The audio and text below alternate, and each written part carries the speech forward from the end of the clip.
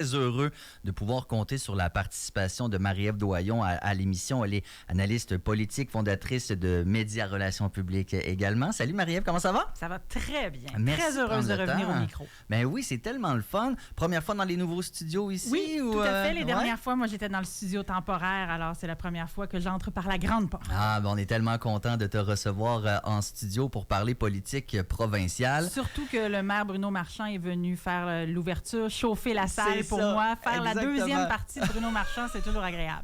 Je sais qu'on va parler du provincial un peu plus, mais dans le municipal, là, parce que quand même une citoyenne de la ville, trouves-tu ça intéressant quand même, la campagne actuellement? Je trouve ça intéressant. Je trouve, par contre, que les oppositions qui sont déjà à l'hôtel de ville semblent être très discrètes et sous-estimées du public, alors qu'il y a deux candidats principaux, M. Marchand et M. Hamad, qui proposent des visions complètement distinctes de la ville, de la mobilité durable. Et là, j'ai hâte de voir si les électeurs vont aussi se polariser de la même façon ou s'ils vont aller chercher des intérêts particuliers dans les oppositions qui existent déjà avec l'équipe de M. Villeneuve et de Mme Jackie Smith. Il ne faut quand même pas oublier qu'il y a au total 6 personnes qui veulent être maire ou mairesse, donc il y a du choix. C'est important de s'informer également. Et pour s'informer de politique, ben, tu es là aux 2 semaines, Marie-Ève, et on va parler donc bien sûr du provincial. François Legault, as-tu souvenir d'un premier ministre que ça a si mal été? T'sais, on le comparait à Couillard en 2018, là, tu sais, ce qui est... Puis je me rappelle même, il me semble qu'il était parti en vacances, puis sa chaloupe avait littéralement coulé, M. Couillard, là, tu sais, ça avait été une ironie fantastique. Ce que je veux dire, c'est que, toi, de mémoire, une histoire comme François Legault en ce moment, t'en rappelles-tu? De ma mémoire, non. Mais ma mémoire politique, moi, remonte à peu près à 2004, quand j'ai commencé à œuvrer dans des cabinets politiques. Je comprends. Donc, c'est pas la plus longue mémoire politique. C'est une période aussi où les transitions s'accélèrent. On le voit, là, on a accès, puis je pense qu'on en parlait un peu plus tôt aussi à nos téléphones, on a accès à de l'information en temps réel. Au lieu de prendre des semaines à cristalliser une opinion, du jour au lendemain, on reçoit un sondage parce qu'on fait partie d'une liste de sondés ou de répondants habituels. Oui, non, je suis content, je suis fâché. Je pense que ça a une incidence sur les résultats de la satisfaction envers un élu ou pas. Dans le cas de la Coalition Avenir Québec, c'est vrai qu'il y a un grand nombre d'insatisfactions. C'est vrai que la situation économique n'est pas ce qu'on souhaiterait qu'elle soit. On le sait aussi qu'il y a une polarisation dans les dossiers. Un peu plus tôt, avec M. Marchand, vous parliez d'un dossier à l'étranger avec ce qui se passe en Palestine et en Israël. Alors, évidemment, nos perspectives changent vite. Les opinions sont de plus en plus tranchées. La Coalition Avenir Québec s'était présentée comme un gouvernement de coalition. Leur nom le disait. Ils allaient chercher des gens d'un peu partout, mais on dirait qu'ils ont ils n'ont pas été capables de solidifier un noyau dur de gens qui croient en eux, qui partagent des valeurs, parce que ce sont des valeurs un peu partout sur le spectre politique, qui avaient choisi de se réunir pour renverser un gouvernement libéral qui semblait être là depuis 15 ans. On n'oublie pas, là, on n'en parle pas, mais le Parti québécois avait été quand même au pouvoir pendant 18 mois et a réussi à se faire renverser tout aussi rapidement. Alors, on blâme beaucoup le gouvernement libéral passé, mais ça, c'était il y a presque 8 ans maintenant. Alors, la Coalition Avenir Québec n'a pas créé un esprit de corps. On voit aussi qu'il y a des gens comme M. Chassin qui ont claqué la porte, des députés qui sont de plus en plus vocaux en parlant de leurs insatisfactions envers leurs patrons. En région, mais on vient de promouvoir ou de déplacer M. Drainville à l'environnement, alors qu'il était très fâché de son gouvernement sur les positions du troisième lien à un moment donné, qu'il avait la larme à l'œil de colère et non pas de grande émotion, là, d'avoir été obligé de mentir à ses citoyens pendant la précédente campagne électorale. On a eu des députés en Beauce, je pense à Luc Provençal dans Beauce-Nord aussi, qui était extrêmement déçu de la posture de son gouvernement à la suite des inondations en Beauce, alors qu'il a déjà été maire de Beauceville. Plein de députés qui ont des petites grenouilles qui sortent, plouc de temps en temps, et ça depuis au moins la dernière élection. Qu'est-ce que les électeurs, eux, vont faire? Les électeurs aussi, ils ressentent les mêmes choses. Quand les doléances se retrouvent chez les députés, les électeurs, eux, vivent la même chose et parfois avec moins de sentiments de loyauté. Quand un député parle contre son chef, quand Maïté Blanchette-Vézina dit « je n'ai plus confiance au premier ministre et à son équipe », bien, évidemment que les citoyens, eux, leur confiance, ça fait longtemps qu'elle est partie parce qu'en plus, ils n'ont pas de lien émotif, ils ne sont pas assis à une table de caucus avec le chef. Alors, quand c'est le temps de dire « je suis insatisfait de mon premier ministre », bien, ils le font beaucoup plus rapidement. Ouais, non, effectivement, c'est profond. Marie-Ève Doyon, quand on parle de l'impopularité de François Legault, la prochaine élection est quoi, dans 1 an à peu près? Est-ce qu'on va se rendre là? Ben ça, c'est la question parce que, tu sais, des fois, on a la mémoire courte. Et moi, je me rappelle que, tu sais, après Trudeau, les gens disaient, écoute, c'est fini, les libéraux, c'est fini, les libéraux. Puis, tu sais, il a suffi de Carney, puis il est rentré. Il a suffi de Donald Trump. Aussi. Il a suffi de Governor Trudeau. Il a suffi de 51 States of the United States. Un amalgame, effectivement. Il y a eu une tempête parfaite. Mais est-ce que Legault a encore assez de temps pour qu'un vent change aussi drastiquement? Parce que, tu sais, je comprends qu'un sondage, c'est une photo X, là, mais là, il y a une tendance quand même d'un sondage. Fait que est-ce que la prochaine année, c'est assez de temps pour qu'il pourrait se passer un 180 degrés ou est-ce que parce qu'ici, on vote toujours contre, c'est fini? C'est malheureux, ça. C'est vrai. C'est malheureux. Ouais. On vote contre. Au Québec, on vote contre. Ce qu'on souhaite, c'est un projet de société. Puis le Parti québécois, qui a le vent dans les voiles en ce moment, souhaite proposer un projet de société, mais on ne sait pas encore c'est quoi. Le projet du Parti québécois en ce moment, ça semble être un référendum. Pas un projet de pays, pas quelque chose de porteur, pas une économie renouvelée, pas une identité plus forte. On propose un vaccin qui n'existe pas, à dire, bien, nous, on va vous donner cette pilule-là, vous allez être guéri de tout. Alors on promet de l'inventer si on est élu. Ce qui est risqué pour un peuple comme le peuple québécois, et ce qui pourrait remettre en question un équilibre qui, aujourd'hui, n'est peut-être pas parfait, mais en satisfait plusieurs suffisamment pour que les sondages disent, nous, on voudrait peut-être un Parti québécois au pouvoir, mais on ne voudrait surtout pas d'un référendum.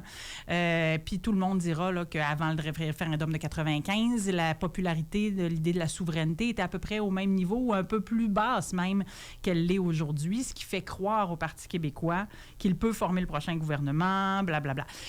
J'en suis. Puis l'idée du référendum, ou en tout cas du pays, c'est une idée qui est légitime. Moi, je pense qu'on nous la vend toujours avec la mauvaise recette, avec les mauvaises explications, avec une garantie trop faible. Et je pense que c'est ça que les électeurs voient. Maintenant, la CAQ, elle, que propose-t-elle? Puis au Québec, comme on vote contre, les électeurs, s'ils ne veulent plus de François Legault, s'ils sont insatisfaits, vers qui vont-ils aller? Et je suis certaine que les libéraux se réjouissent. Les souverainistes disent les libéraux nous ressortent la vieille carte du référendum, mais c'est pas les libéraux qui la sortent, c'est Paul Saint-Pierre Plamondon qui la propose. Les libéraux, eux, réagissent en disant... Les Québécois veulent-ils de ça? Est-ce qu'on veut changer dans un univers où on a un voisin qui est extrêmement imprévisible? Puis c'est même pas la question de la peur. C'est de dire, c'est bien proposer une solution, mais si on n'a pas de garantie, si on n'a pas de plan, puis si on se dit, on va construire l'avion en plein vol. Souvenez-vous ce que M. Legault nous promettait pendant la pandémie aussi, de construire l'avion en plein vol. Et regardez aujourd'hui où l'économie est rendue, où les investissements du gouvernement sont allés sans aucune réflexion.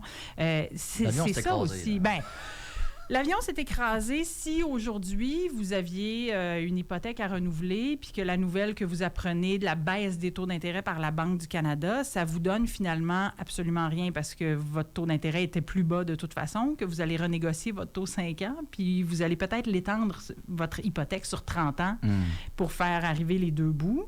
Il y a un essoufflement de la population, il y a une difficulté à s'en sortir puis le gouvernement en place, selon moi, n'a pas suffisamment d'1 an pour renverser cette tendance avec des projets structurants. Et moi, je continue de lancer mon petit pavé à chaque fois que j'ai l'occasion pour dire, est-ce qu'on va vraiment se rendre à l'automne prochain? Est-ce que le premier ministre Legault va vouloir déclencher une élection partielle dans Saguenay pour remplacer André Laforêt, élection qui va coûter quoi? 600 000 $, peut-être plus aux Québécois, fort probablement plus, je n'ai pas les chiffres devant moi, et partir après ça avec un député qui va, mettons qu'il déclenche le plus tard possible, là, au début mars, élection qui se termine au début avril ou à peu près, nouveau député peut-être caquiste, libéral, péquiste, Québec solidaire, peu importe, nous disons que tout le monde a les mêmes chances sur la ligne de départ, qui va rentrer à l'Assemblée nationale pour 3 semaines avant qu'on parte pour les vacances d'été. et que ce soit une campagne électorale. Alors, dépenser 600 000 $ dans un contexte économiquement difficile, je ne suis pas certaine que François Legault, lui, va vouloir faire tout l'été et une campagne d'automne en se faisant dire « Vous avez garoché 600 000 $ par la fenêtre, c'est un symbole lourd de votre gestion des finances publiques. » Marie-Ève Doyon, Étienne Grandmont, député de Tachereau pour Québec solidaire, et là, c'est mon prochain invité. Course au porte-parole présentement, tant qu'à mettre la table pour l'automne. Qu'en est-il de Québec solidaire? On sait qu'il y a Ruba Gazal, donc au porte-parole féminine. Il y a une course du côté masculin. Quoique ça pourrait être une autre femme, on l'a entendu. Comment entrevois-tu l'automne pour Québec solidaire? Québec solidaire a des défis. Québec solidaire peine à sortir de ces quartiers où il est déjà bien installé. Québec solidaire s'est trouvé un électorat chez des gens qui n'ont pas d'intérêt ni envers fédéralistes souverainistes, économiques ou pas. Ils ont un intérêt vers la justice sociale notamment, vers un petit peu plus d'équité, une gauche affirmée qui n'est pas de l'extrême gauche. Là. Cessons de faire croire ça, là. C'est pas ça du tout, Québec solidaire. Mais ils peinent à se relever de personnalités qui ont été extrêmement puissantes. Gabriel Nadeau-Dubois, Manon Massé, Françoise David, Amir Kadir. Catherine Dorion. Mais Catherine Dorion n'a jamais été chef et porte-parole. Non, mais figure forte quand même. Figure forte. Oui. Émilie Lessard-Terrien qui a claqué la porte après 3 mois. Elle était bonne, moi, je trouve. Ben, peut-être, sauf qu'elle ne se sentait pas bienvenue.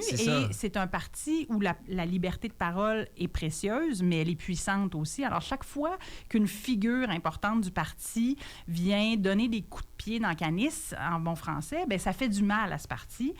On a souvent dit qu'il y a des partis au Québec, là, les libéraux sont très, très, très disciplinés. Les souverainistes, on le disait souvent qu'ils se mangent entre eux autres.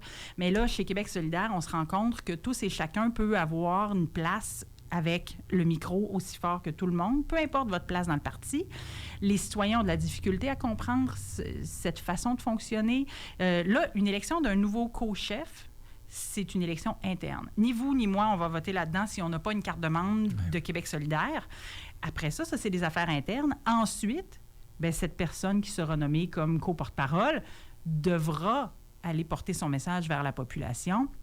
Est-ce que ça va être aussi simple qu'on le voudrait? Est-ce que la population va être à l'écoute? Est-ce que les doléances que va présenter ou la proposition on le disait, on veut voter pour cette fois-ci, on aimerait ça.